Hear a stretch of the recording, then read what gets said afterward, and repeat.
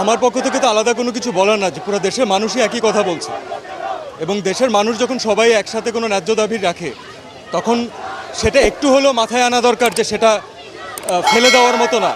তো আমরা আমাদের যে ভাইরা, যে বোনগুলো মারা যাচ্ছে, যে ভাইটা মারা গেল, দেখেন যদি আপনি সুস্থ স্বাভাবিক মানুষ হন, আমরা রাত্রেবেলা ঘুমাতে পারবেন না। আমার কানে এখনও বাজে যে কারো পানি লাগবে, কত পানি আসছে এখন, কারো পানি লাগবে। তো এটা যতদিন মাথায় থাকবে ততদিন পর্যন্ত আমরা শান্তিতে ঘুমাতে পারবো না। এবং এটা দেশের একজন নাগরিক হিসাবে আমরা তো সারা জীবন মানুষের জন্যই কাজ করেছি। আমরা যারা এন্টারটেনমেন্ট ইন্ডাস্ট্রিতে কাজ করি, আমরা কার জন্য কাজ করি? কোনো ইন্ডিভিজুয়ালকে দেখানোর জন্য কাজ করি না, আমরা দেশের মানুষের জন্য কাজ করি।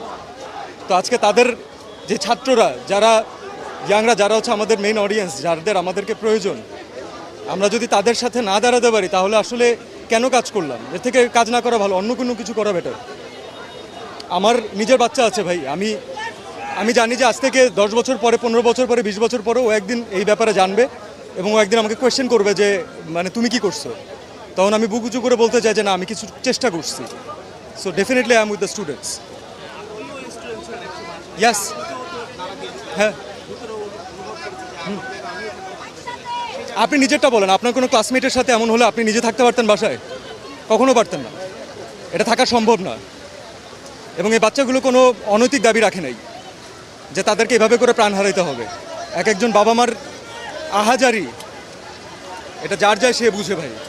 সো এটা আমি জানি না আসলে এখানে কতটুকু আসলে এখানে ঢেকে ঢেকে বলা পসিবল। আমি কোনো ঢেকে কোনো কথা বলতে চাচ্ছি না আসলে। আর এটা এর বিচার যতদিন পর্যন্ত না হবে ততদিন পর্যন্ত বাংলাদেশের কোনো মানুষ শান্তি পাবে না, আমার বিশ্বাস। Thank you.